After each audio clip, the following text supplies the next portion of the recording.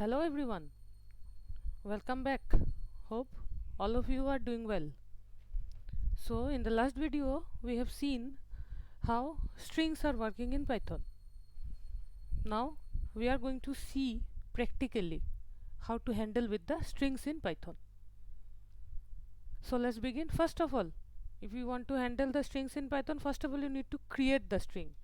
So how to create a string in Python? Strings can be created in Python either with the help of a single quote or with the help of a double quote. So suppose I am writing one s1 is equal to, inside a single quote I am writing my name. Let me run this. Another one, suppose s2, inside a double quote I am writing something, suppose Python is fun, like that. So both are working. If you print s1 it will give you the output, if you print s2 it will also give the output. Both are working. So this is what is a string can be handled in Python either with the help of the single quote or with the help of the double quote. Now the next is a particular character of strings can be accessed with the help of the concept called indexing. A particular character can be handled with the help of the concept called indexing. Okay, now how the indexing can be done? So suppose s1 is my string, s1, indexing can be done with the help of this bracket, and inside this suppose I am writing 2, s1 or s2, anything, suppose 2, it will give the second index, and indexing in Python starts from 0, as we already discussed all these things. So if you run this one, whatever is the second index it will print. Now also we discussed about some negative indexing. Negative indexing means suppose s2 of, suppose -3 I have given, -3 means from the back end it will start from -1, then -2, then -3. So third last will be s2 third last, this is -1, then this is -2, this is f should be the output for this one. Yes, right? So this is how the negative indexing can be handled in string. Then there is a concept of slicing. Slicing means to get the substring, means suppose a whole string is written there, from the whole string a portion of the string I want, that is the substring. So that can be done with the help of the slicing. How to write the slicing? Inside this suppose I have written 2 colon, suppose 8, that means it will start from the second index, it will goes up to 7th index. Remember, in slicing whatever you are writing at the after colon, that will be excluded, and whatever you are writing before colon, that will be included. So 2 colon 8. If you run this, sorry, it should not be s, it should be s1. So it will start from second index, whatever is at second index of s1, it will start from there, it will goes up to 7th. This is how you can do the slicing. Or we can write something like this also. Suppose I have written s1 1 colon, done. By default it will go up to end by default, because I have not given the last index, so it will goes up to last. This is, it will goes up to last. Or if I write s1 colon suppose 8, then by default it will start from 0 and goes up to 7th index again, but by default it will start from 0 because the first index I have not given, before colon I have not given anything. So it will by default start from 0, goes up to 7th.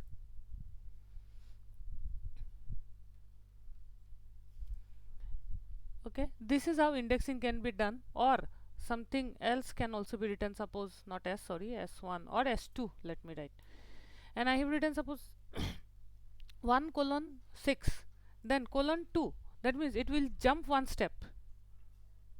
How? See, this is s1, s2, just print your s2 here so that it will be, Python is fun is your s2. I have written 1 colon 6, it will start from the 1 index which is y, it has started, but as I have given the third index as 2, it will jump with one step, that means t will not be printed. See, there is no t, but h is there. right? So if you have given here 2 or 3, it will step 1 or step 2 or whatever. Okay, this can also be done. So whenever you are doing indexing, the first one is the starting, then second one will be the ending minus 1, because if you have given 6, it will goes up to 5, and the third one will be the step, how much step you want to jump. Okay, you can do slicing with negative indexing also. Suppose S2, and I have written, suppose -1 colon -8 colon -1. See what is happening. Suppose I have given -1 colon -8. Now run this, you will not get any answer. Why? Because -1 colon -8 means what? It will start from -1, which is the last one, and it will goes up to -7. Fine, very good. That means it should go in the backward direction, this direction, because you have started from here, and -8 will be somewhere here, because it is -1, -2, -3, like that. But whenever you are coming in the backward direction, you have to say how you want to jump, because by default, remember, it is jumping with +1. That means -1 is the last one. So if you are not giving anything plus anything here as a third argument, then it will taken as a +1, which is not possible, because you have to go in the backward direction, not in the forward direction. If it is in the forward direction, then it is +1. Okay, so you have to tell that I want to go in the backward direction, which is -1. Backward means -1. Now it will start from -1, and it will goes up to -8 in the backward direction. That means you are reversing the string actually. This is, you are reversing the string actually.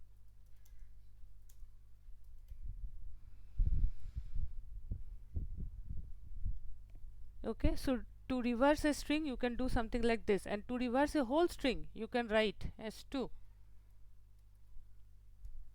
This is just used to reverse the whole string. Just see, Python is fun. I have written. Now it is totally reversed. This is how you can reverse a whole string. Very simple way of reversing a whole string in Python.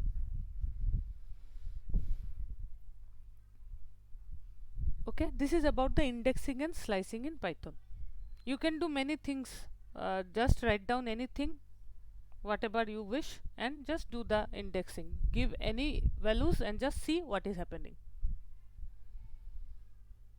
Now remember one very important concept, that is also I already discussed, that strings are immutable. That means you can't change. Immutable means you can change. What does it mean? Suppose this is your S2 na. So if I write S2 of, suppose 2 equal to 2 means the second index, and I'm trying to do something, suppose equal to capital T, it will show you an error. This is what is immutable, means you can't change a particular sentence, a particular letter inside a string. Whatever you have declared, it is fixed. You can't change. This will show you an error. This is what is immutable in nature. You can't change. And the error is also showing like this. Okay, now you can iterate over a string also. Iterate means looping. For example, this is whenever you are showing S2, it is the whole string has been showing. Now let me write something like this: for I in S2, and I am printing, suppose I. That means each character is printed. This is the whole string is printed. If you need the each character, then you can iterate over with the help of loop. You can iterate over the string with the help of loop. This is what is called iteration over a string. Means you are getting each character. For example, if I use this end, which will print in the same line also, this is a string because inside colon it is there, but this is not a string. This is, each character is printed, P, then Y, then T, like that. So if you want to print each character of the string, then you can use this one. Okay, now you can concatenate a string also. Concatenate a strings means adding. Already S1 and S2 two strings are there na, so let me write something like this: S1 plus S2. See what is happened. S1 is my name, and in S2 Python is fun, something like this. Both are added.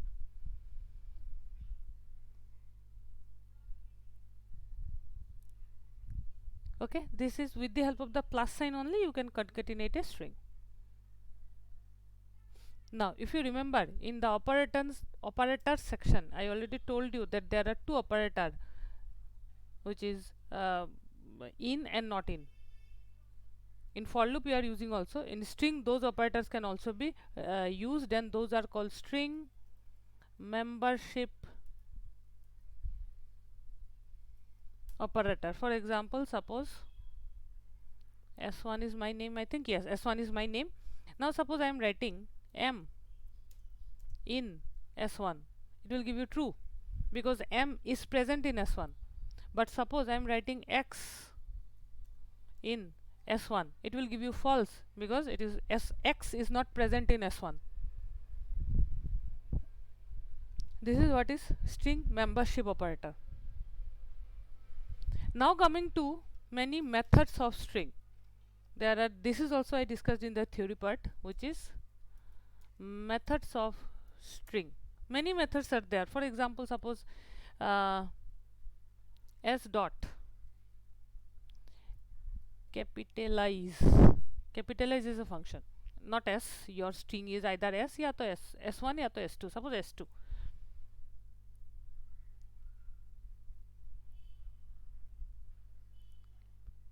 Lies, it should be z. Yeah, sorry, spelling mistake. It should be z. Capitalize. That means what has happened actually, just see. S2 is what? S2 is this one. Now whenever I am using capitalize, what had happened? Your p becomes capital. So capitalize is a function which will convert the first letter of your string to capital.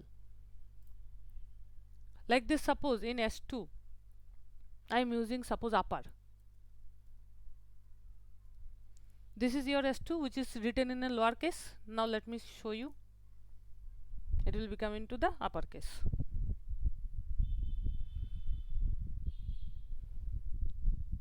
Okay, but original string is not changed, remember, because strings are immutable.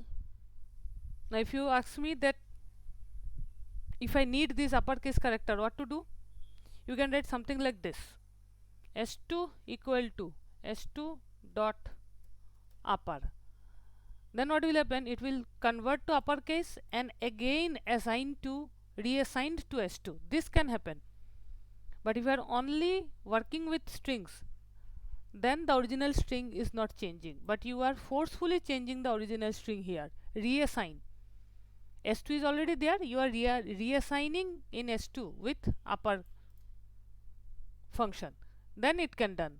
But only if you are calling, it will not change the original string. S2 is still lower. See? But if I run this line, now S2 will become upper because I reassign. Okay, this is the concept. Okay, so just like that, another lower is also there. You can obviously understood now what lower will do. It will convert to lowercase, but again original is not changing because I have not reassigned. If you want to change the original, you have to reassign. Okay, so let us see some other functions, like for example S2 dot split. It will splitted the string, and inside bracket I have given a space. You can give any character also. Let me show you. Suppose I have given a space. Now if you run this, wherever it will getting the space, after Python there is a space, after is there is a space, it has splitted on space. So Python is fun, splitted and became one letter. A whole string has been splitted and become one letter. This is the whole string and splitted, and one letter has not letter, word you can say. Okay, but again S2 is same as it is. S2 has not changed. If you want to change, if you want to reassign the splitted character, then you can again reassign.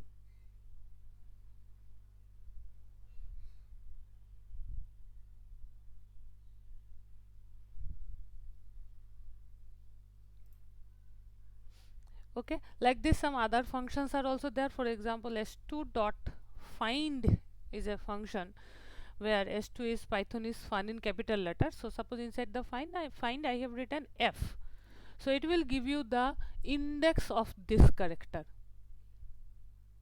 Whenever I am writing s2 dot find, it will give the index of particular this character. So f index is 10. But suppose I have written s2 dot find and I have written small f. Small f is not there because it is capital F, right? So whenever it will not find this particular value, it will give you -1. This is the characteristics of find function.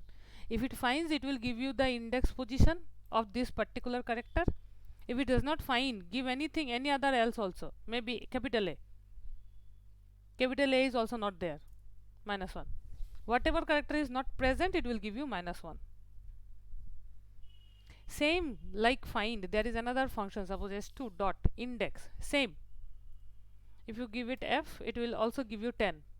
Same. But what is the difference with find? Suppose I am giving index and I am giving any character which is not present. Then it will give you an error saying that substring not found. Whatever you have given, it is not found. So this is the difference between index and find. In find, if the character is not present, it is giving you -1. But if in index the character is not present, it will give you an error. Now it's your choice, you can use any one. Normally we prefer find because we don't want the error to become in between our project, na? So that is the reason. Okay, now some more functions. Suppose s2 dot replace is another function. Obviously from the name you can understand it will replace something. Suppose my s2 is Python is fun. Suppose I have written here Java. Sorry, first of all Python and Java. Now what will happen? In s2 Python is fun is written. Now this particular line will replace Python with Java. Now the output will be Java is fun. Sorry, I have written. You have to write first of all which one with which you want to replace, then you have to write, and it should be in capital letters. Sorry, that is my mistake.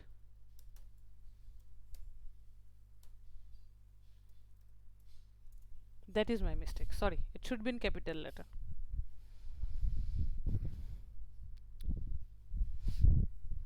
So this is the word which will be replaced with the second one. First word would be replaced with the second one. Any character can also be replaced. Any character can also be replaced, or a whole word can also be replaced. But the first one will be replaced with the second one. But again, original string is as it is, immutable, always remember. Okay, suppose let me write another string with something like $300. This is a string. Now somehow whenever I am doing my project, I don't need this $sign. Okay, then you can use one concept or one function which is called strip. Inside the strip you have to write which you don't need. Strip means cut down. See, it has removed this $sign from your string and giving you the output.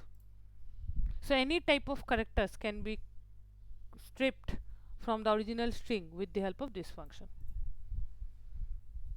Any character, if it is there is a space, that also can be done. Suppose s4 equal to, I have written my name but with a space at the beginning, suppose, or at the end, anywhere, even at the beginning, at the both where, suppose. Now I am writing suppose s4 dot strip and I am giving only the space, then both the spaces will be cut. See, before my name there is a space and after my name also there is a space. So whenever I am using strip, only cutting down all the spaces, it is giving you the output. Okay, this is how strip can be used.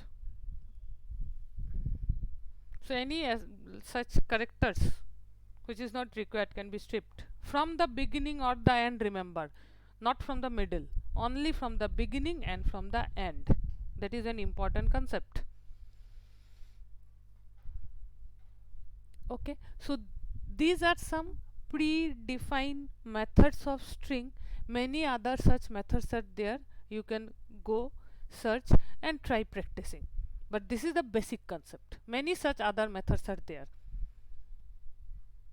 Just search and try practicing. Same concept will be same, just like this. Many other methods are there.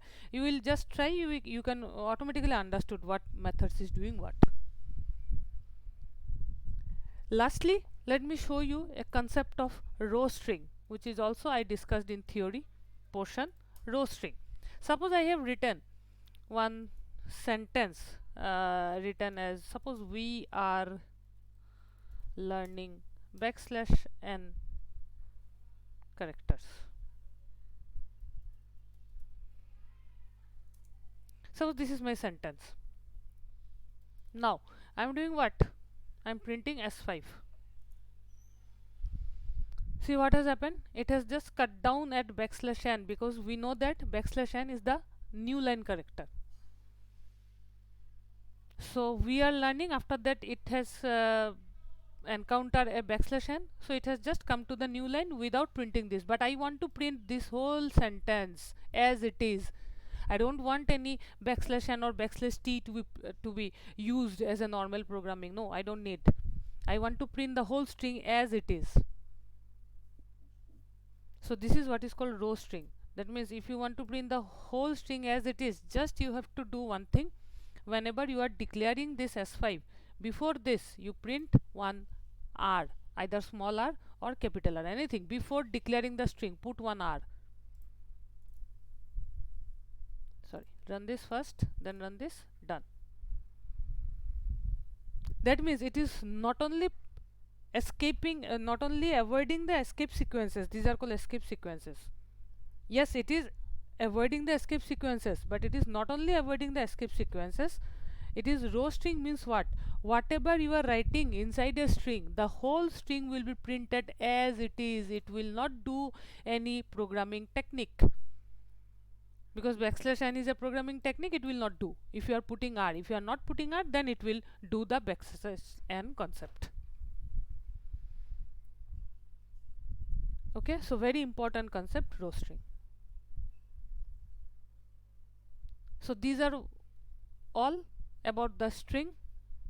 Do practicing with some other functions and by writing down your own strings. It is just a fun.